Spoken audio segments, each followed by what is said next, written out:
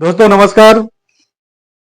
आप सभी का बहुत बहुत स्वागत है आपके अपने channel @learning attitude for ever पर। और फिर से एक नई शुरुआत आप सबों के साथ। चलिए अब जो समय है, शुरुआत हो गई है कि आने वाले समय में जो एग्जाम्स हैं, बोर्ड का एग्जाम्स, और उस बोर्ड के एग्जाम के लिए सभी विद्यार्थी कॉन्शियस हैं, पेरेंट भी कॉन्शियस हैं, और सभी लोग चाहते हैं कि बेहतर हो, बढ़िया परिणाम आए, बढ़िया रिजल्ट आए। और हर एक स्टूडेंट का सपना होता है कि अपने नॉलेज को बेहतर करते हुए अपने एग्जाम्स में बहुत बेहतर प्रदर्शन करें। तो यह संभव है, लेकिन उसके लिए करना क्या होगा? तो हम इस चैनल के माध्यम से आपको बताना चाहते हैं कि इस चैनल पर पहले भी बहुत सारे वीडियोस डाले जा चुके हैं जो आपकी तैयारी में बहुत मदद करेगी। और फिर से जो नए कंटेंट है उसको लेकर के आ रहे हैं, लाइव क्लासेस भी।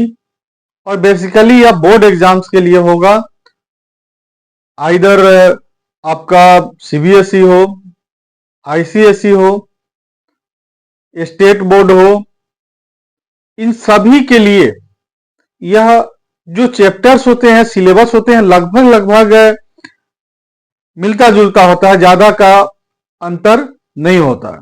तो खास करके सीबीएसई का जो सिलेबस है वो कवर कर लेता है। तो जो चैप्टर्स हैं उसके कौन कौन से कंटेंट्स हैं और किस तरह से उसकी तैयारी करनी है, किस कंटेंट से कितना क्वेश्चंस आएंगे, तो निश्चित तौर पर हर विद्यार्थी समय बचाना चाहता है। क्योंकि समय अभी से जो शुरुआत होगी एग्जाम्स तक, जो एग्जाम्स आने वाले 3 महीने के बाद होना है, शेड्यूल भी आ गई है, सीबीएसई का भी शेड्यूल आ गया है और बहुत सारे स्टेट बोर्ड्स का भी शेड्यूल आ चुका है। तो इस हिसाब से ये जो 3 महीना है ये बहुत मायने रखता है। क्योंकि पहले से जो हमने पढ़ा, स्टडी किया, अब वक्त है क्या कि उनको रिवाइज करते हुए जहां पर कमी रह गई है उन कमियों को दूर करना। जहां पर समस्याएं हैं, जो कंटेंट समझ में नहीं आ रहा है, तो स्वाभाविक सी बात है कि उन कंटेंट को समझने के लिए उस पर समय देना पड़ेगा। तो निश्चित तौर पर सेंटर ऑफ एग्जाम होगा और सेंटर ऑफ एग्जाम के बाद जो है क्लासेस दूसरे मोड में चला जाता है, एकदम बच्चे का फोकस दूसरे मोड में चला जाता है कि चलिए अब तैयारी और बेहतर कैसे किया जाए। तो हम लोग क्या करते हैं, बहुत सारी बुक्स खरीदते हैं। तो बुक्स खरीदने से क्या होता है, डाइवर्ट ज्यादा होते हैं।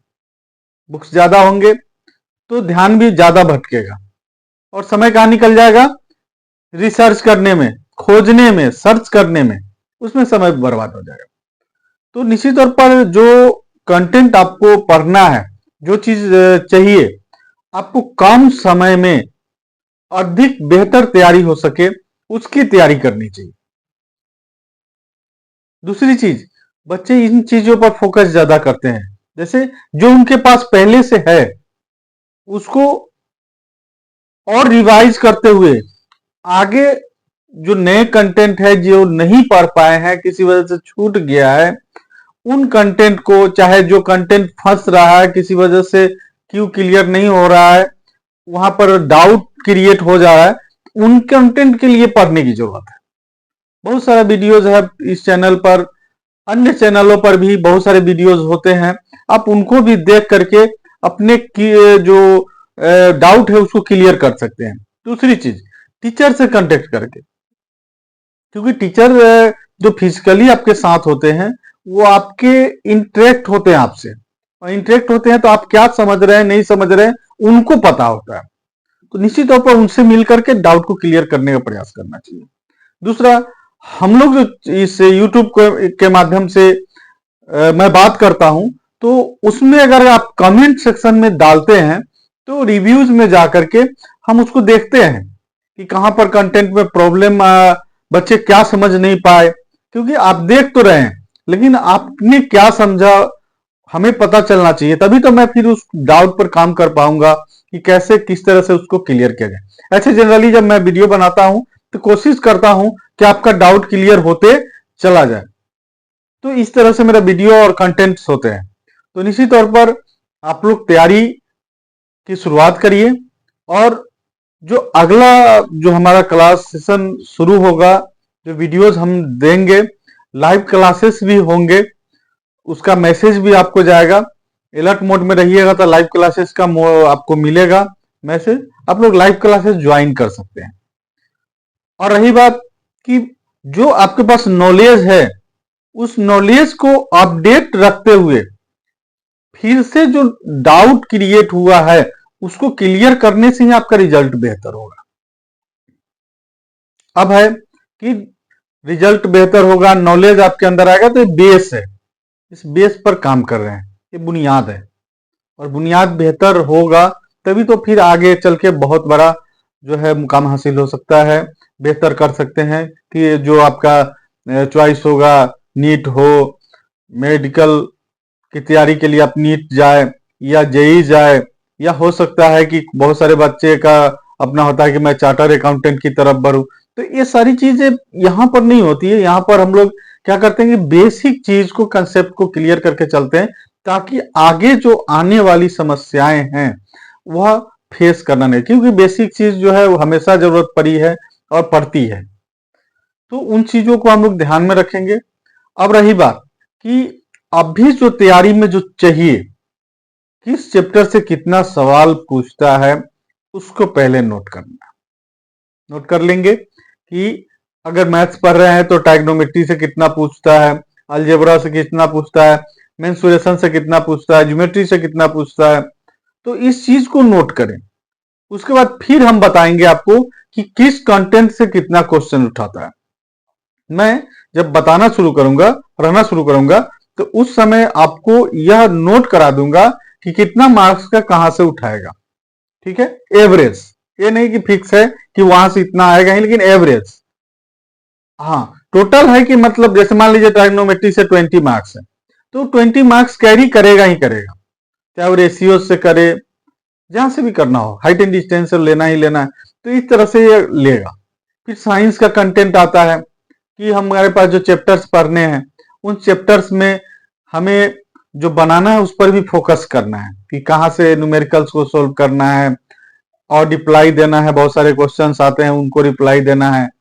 तो ये जो चैप्टर्स है उसको अलग अलग, जैसे मान लीजिए केमिस्ट्री पढ़ना शुरू किया, ऑर्गेनिक, इनऑर्गेनिक, तो इसको पार्ट में जब बांटेंगे तो ज्यादा हार्ड नहीं है। शुरुआत में जब आप उसको स्टडी करना शुरू करिएगा तो बहुत हार्ड नहीं है। हाँ, उसमें कंसेप्ट क्लियर हो जाए तो वो आसानी से वो बनते चला जाता है। ठीक है, जैसे मान लीजिए हमने मेथेन के लिए चला, तो एल्केन के लिए एल्केन का सूत्र याद कर लिया, उस पर बता आगे फिर बढ़ेंगे तो एल्कीन है, एल्काइन है, तो इस तरफ बढ़ते चले जाएंगे। तो साइंस का भी चैप्टर है, फिजिक्स है, केमिस्ट्री है, बायो है, इन सभी चीजों को देख लेंगे। कुछ चीज है जो आपको सेल्फ स्टडी करने की जरूरत है, हिंदीज है, हिंदी को पढ़ना है, संस्कृत अगर कोई लिए हैं, इंग्लिश लिए हैं, तो उन चीजों को थोड़ा सा सेल्फ स्टडी करना है।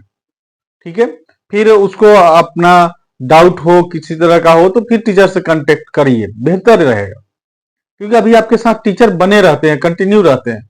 जिस स्कूल्स में आप हैं, जिस इंस्टीट्यूशन में आप पढ़ रहे हैं, वो आपको बिल्कुल सपोर्ट करते हैं, तो वहां से गाइड ले सकते हैं। तो आगे जब हम लोग वीडियोस बनाएंगे तो उसको आपके बीच जाएगा, निश्चित तौर पर देखिएगा, कमेंट जरूर करिएगा। दूसरी बड़ी बात कि अभी जो आपका ये चैनल है लर्निंग एटीट्यूड, आपके जो भी साथी हैं, फ्रेंड्स हैं, उनको निश्चित तौर पर सब्सक्राइब कराएं और बेल आइकन दबाना ना भूलिए, क्योंकि इससे होगा क्या कि आपको जो भी वीडियोस आपको बनेगा उसका नोटिफिकेशन चला जाएगा। दूसरी चीज, कोशिश करना है कि इन सभी चीजों पर कम समय दें। और मैं वीडियो जो बनाता हूं, छोटी छोटी वीडियो जो होते हैं 15 मिनट 20 मिनट, है ना, जो चीज चाहिए उसी का वीडियोज देखिए। जनरल वीडियो में टाइम, क्योंकि अभी जो कीमती समय है, ये पिक पॉइंट है, वहां पर ज्यादा समय वीडियोस पर नहीं देना है। लेकिन जो छोटी छोटी वीडियोस है, आपसे उस कंसेप्ट को लीजिए, जो चीज चाहिए उसको लीजिए, फिर उस वहां से क्विट करिए। क्योंकि अभी के डेट में यह जो आपका मोबाइल है, वो आपका ज्यादा समय किल करता है। तो इस पर क्या करना है, अपने साथ किताब के साथ ज्यादा लगाव रखिए, अपने नोट्स के साथ लगाव रखिए, और जहां डाउट होता है उसका वीडियो क्लिक करके, किसी का भी हो, कोई भी टीचर हो, अच्छे वीडियोस बनाते हैं, आप उनके वीडियोस से वहां से आप उठा सकते हैं, अपने कंटेंट को सीख सकते हैं, समझ सकते हैं।